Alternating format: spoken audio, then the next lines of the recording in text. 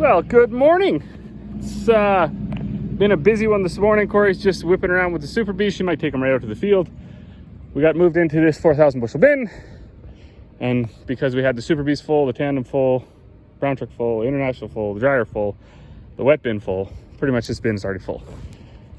They're working on the last maybe 30 acres of barley, and then we got 100 acres of oats. Hopefully that'll go right away too. Then we can be done the cereals and play the waiting game like everybody else. Wait on the canola. That'll be a week or so. I got some feed to make, and we got servicing to do and stuff like that during that week where we wait. This barley, I don't even know. It was just weird. You'd almost think it was another variety or seeded with another machine. The green ones are just no good. So anyways, there's aeration fans in these 4,000s. So we stuck it in there. It is testing dry, tested 13.2, but it's got green ones in it, and that one, I've said it several times in videos so far this fall, it makes us nervous. We don't like that. But we go through so much of it anyways that it'll get ground up right away. Generally, you run into storage issues when you get into long-term storage. So keeping grain out into next year. So if you're gonna, which we do a lot of times, we'll keep grain right out until next June, or till June, I guess, this June, which is a while to store grain, right? If you're going to store grain that long, you're going to go through a cycle of minus. It's basically 20 to 30 degrees for the next, well, for the last 3 weeks and the next 3 weeks, and then it's going to cool down, and you're going to hit some minus 40s probably over the winter, and then it's going to spike back up to some plus 30s again in the summer. So your grain has to be in really good condition to go through those temperature cycles.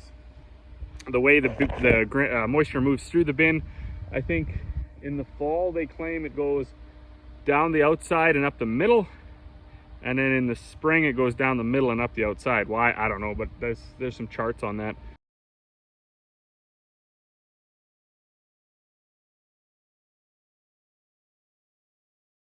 So we do have cables in every single bin except for the smallest ones. There's a 2,000 bushel bin over there, and then a couple like 1,500 bushel bins. So 3 bins don't have it, and then these junky hopper bins, because they don't hold nothing either, they don't have them, but everything else has them. So we're set up pretty good that way. We can tell pretty quick if anything's going wrong in the bin and then move that grain. But I gotta go down and help Dad get things shoveled around in the yard. Hopefully we can get that last 30 acres of barley today, and then a good chunk of the oats. So we're still running the old Modem Co. moisture meter, 919 I believe is the model. Yeah, need 225 grams of barley. I don't know if you can see the green ones in there. Just too many, that's why it gets dried. So anyways, 225. Funny how many people on social media have the same gun and they have the same stuff. So 26 degrees. This was off our Super Bees. Dump it into here. This is already calibrated. Push the button. Watch that needle go. Shoots way over. I'm guessing I'm gonna have to go this way. Yep. So where are we gonna be at? 27, no, 28 and 26. 28 and 26. So that tested 14.2. 14.8 is dry for feed. 13.5 is dry for malt. 14.2 fits in those parameters. And as I had said, we do have those that aeration fan in that bin. So that's what we're going to do. We'll turn that on. Got a couple days of 20 degree, 25 degree weather, I think, coming at us. So while it probably won't dry it, what it will do is it'll move the green ones. It'll move the green ones around. And as silly as that sounds, if you go and probe that bin after a week or so of the aeration fan being on, you most likely won't find a green one. The green will come out and the moisture will just kind of disperse to the really dry ones. Because in order for it to test dry with that much green ones in there, the dry seeds, the yellow ones, have to be very, very dry. So they can absorb some of that moisture out of there. And the whole reason the barley seed is green is because it's just not mature yet. So when it sits in the bin, no different than, say, if you were to swap it, after some time, the moisture is going to leave it. It's going to either shrivel up to nothing or or turn into a slightly, probably won't look like a yellow white seed, but it'll change. And as long as you're monitoring that it doesn't heat up, then you should be good. Well, good evening. It's like 6:15 and we're inside of the back of the combine. So Corey went out, we did finish the barley. She went out to try the oats, made about 100 feet. Said there's a loud clicking sound and the elevator chain is beeping. The tailings chain. So this rubber here had actually fallen off and it fell under this bottom sieve and got caught in the auger. So it stopped the auger from turning, triggered the slip clutch. Now this is a piece of canvas because of course it's Saturday evening and I'm be surprised if they even had this, but works pretty good. It's got some ribs and all it does is keep the grain from shooting out anyways.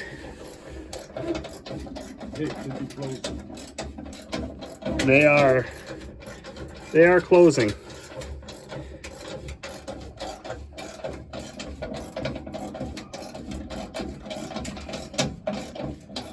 I think they're closed.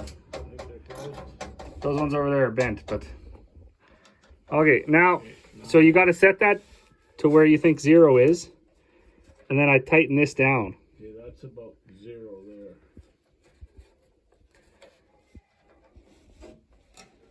Like so? Yeah. Okay, now you can open them back to where they need to be. Okay, I put the other one. Well, good morning. We hit it pretty hard there last night. We got that 60, 70 acres of oats done. We had been sampling it. They said it was dry. I'm just going to do a little test here this morning for one of the last loads that came off the field. So we need to get this up to 200 grams. Do a temperature, 16 degrees. That is calibrated. Pour it in. Switch this to operate. All right. It's nice when the needle doesn't move and then you just start turning. At some point that needle is going to start to move to the left. We want to get it all the way to the left. All right. So what do we got there? Well, let's call that 2. So then we come over here and we find 2. And we go over to 16. So we're going to call those 11.1. Dry is 13.5. Dad also did a bushel weight yesterday. We usually can end up with some decently heavy oats around here. And I was talking about this in one of the videos already. That we just do rough half liters. So we got to zero this out. Now there's a funnel that's supposed to sit on top of this half liter. We don't have it. And you can't tell me that this isn't just going to work. And this is actually how they do it. They think they let it run all over. Take yourself a striker. You don't want to bang it around too much. That actually didn't work so well because this isn't tall enough, but it'll be close enough. 258. So then we got to go back to here, find 258, 44.5. So that's pretty good. If you were ran this through the dryer or something, you would get it would get heavier. The other thing is, stuff like this doesn't weigh very much, but it takes up a lot of space. Stuff like this doesn't weigh very much, takes up a lot of space. So if those are out of there, which they are when they do their bushel weight at the elevator, your bushel weight goes up. So that's why when we do a rough one, we don't, I dumped that right on the barley. Okay, well, that's okay. That's going to go for feed anyways. As far as color, well, they're not the whitest oats that we've ever had, but they're oats. So now I got to go up and I got to find some bins to dump the trucks into. It was really dark when we finished up there last night, so nobody knew where to dump. But we got the back trailer pretty full. It's the odd little green one in there. I don't like that, but we'll see. We'll see what it tests. So it's always neat seeing a comparison too of crops from year to year. Last year's oats this year's oats. So you see they're already a bit darker, a bit stained, if you will. That was from that 1 3/4 of rain when they were ripe. Was no good. But Dad was curious. Bushel weight from last year. So we'll do a bushel weight here. Again. Put this over here like this.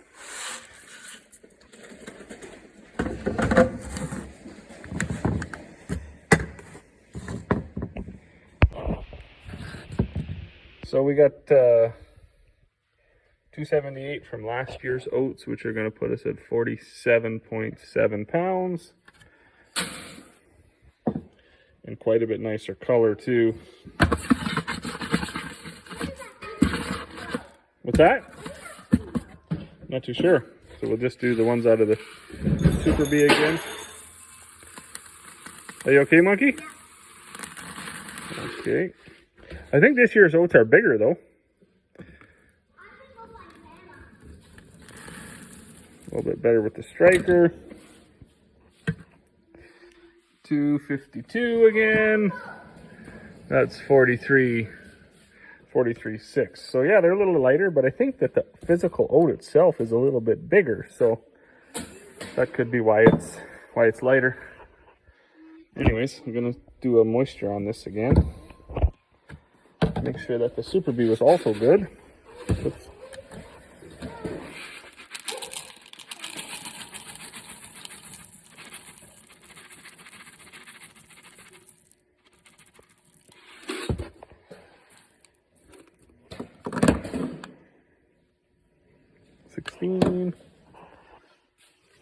Should basically go to the same spot. When I drop the sample in, it should just wrap right. Oh, spilled a couple. Just add 2 in there then. Perfect. It's the science behind that. And bam, it goes all the way there. Just a little bit off. So we're looking at about 5, it looks like. Oh, this is not the right thing here. 5 at 16. It's going to be 11.9. So still very dry. And life is good. Find some bins for these. Go from there. So last night when the mother shut down, she thought she had more of an aggressive rattle than she would have liked in that combine. So Dad's just having a look there. I'm going to go help him out. Good morning, September 11th, Monday. It's just about 11 o'clock now. We had quite an interesting morning. So we were all sitting in there having breakfast, enjoying our coffee, having a chat, because there's quite a bit of dew yet here this morning, and we don't actually have anything to combine right now. We're waiting a few more days on the canola, I think, and the 50 acres of oats Corey tried yesterday is so green it wouldn't even test. So we're just going to leave that. I was going to swath it, then I was going to spray it, but I don't want to spray it. I don't even really want to swath it, so we're going to leave it. It's the 11th of September, and we got about 2 weeks of nice weather coming. So, and that's, that's only in a couple hours of combining. So we're going to leave it. Buddy and Dad, they're up there getting the pony tied up because the farrier's coming to do some feet work. I seen a Yodi this morning, so I hopped right out of my chair and I went sprinting through the woods like Robin Hood. Jumping fences, dodging trees, trying to get the guy, but I didn't get him. I was unsuccessful. So that took some time. Now I'm over here getting geared up to make bags. But quick recap from our oat harvest. Another testament to how crazy the year is. 70 acres of oats down by the lake. 60 maybe? 60 I think they call it. Ran like 100 bushels probably. So decent for oats. A little bit stained from last year, but still 43 pounds, 44 pounds. Nice stuff. Bigger seeds than last year. And dry, 11. We go a mile east and half a mile south. Won't even test. Green as grass. But when we were doing that 60 acres, first thing we had was that Corey went out with the 9750 and she made it about 200 feet. And there was this canvas skirt that is underneath the bottom sieve. It's just a guide, so the grain slides down the chute. That actually come unconnected from the combine and fell down this chute and wrapped around that tailings auger, and then obviously stalled it out. Slip clutch was going. So she brought that in here. We ripped that sieve out, and fixed it. Actually built a piece that was pretty good, built it out of Swather canvas. And then that took a few hours while we were fixing that. Mom was combining away, and she did most of it, I would say. So I got out there with the 9750, and we had about 2 rounds left, and she stopped and she said, "There's something wrong here. It's shaking. I don't like it. I'm going to the yard." That's a testament to women operators, because well, they don't really like to see Dad and I all dirty and mad fixing all day, so they do their best to keep things working. So when she noticed there was a little bit more of a shimmy and a shake than she was used to, she stopped. Good thing she did. That drive shaft that goes to that yoke right there goes through the hopper. Ouch, just hit my head. Goes up to this yoke up here. The cross had seized up, so it was banging around, not doing its thing. Unfortunately, it was a little too long, I suppose, because wore this right out. Of course, that's going to wear out fairly fast, really, once it's getting hot. Broke that off a little bit. It did damage that yoke. They don't have the yoke. Even this side's a little rough. The yoke is in Edmonton, but they got the crosses, they got the straps, they got a new set of bolts. So all we got to do is wait for the yoke. Yoke will be here tomorrow morning. And then we do have to brace this up a little bit where this gearbox is sitting, because it did crack too. Right there. So we gotta brace that up a little bit today, and then it'll be a quick fix once we get the parts.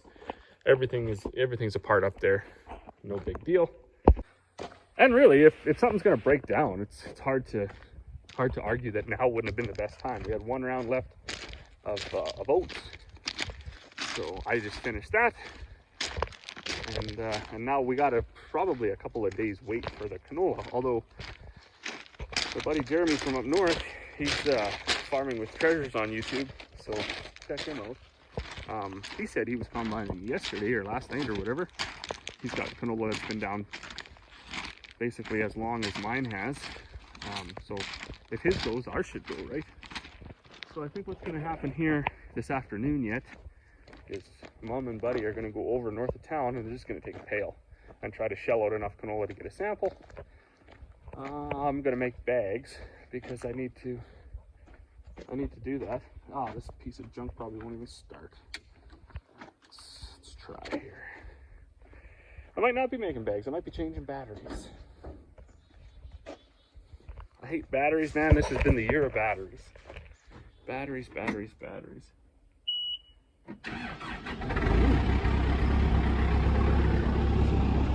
gonna make bags. I'm gonna make a few bags here, and then this afternoon we'll probably scrape that header off that combine, put the pickups on, because most likely we won't put it back into the oats anyways. That piece up there that's only 50 acres, we'll just use the 9610 to do it, and that will drop a little bit more straw for the baler man because he's short of straw, and really shouldn't impact us unless of course they put snow in the 2-week forecast, which isn't there yet. If they do that, sorry about that, then we'll have to get it off, right? But at this point the weather looks good, so we'll leave it. We'll get the 9610 fixed again, and then we'll just combine that last 50 acres of oats with the 9610. All right, now I'm gonna get at her.